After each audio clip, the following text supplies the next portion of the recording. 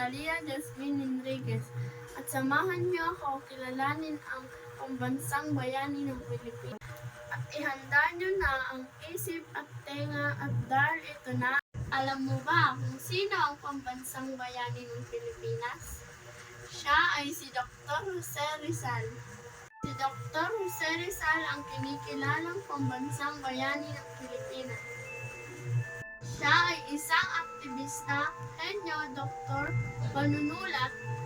Ginamit niya ang kanyang talino at panulat upang ipaglaban ang kalayaan ng Pilipinas. Sumisimbolo siya ng talino, tapang at pagmamahal sa bayan. Salamat sa pakikinig. Sana mayroon kayong natutunan. Salamat po.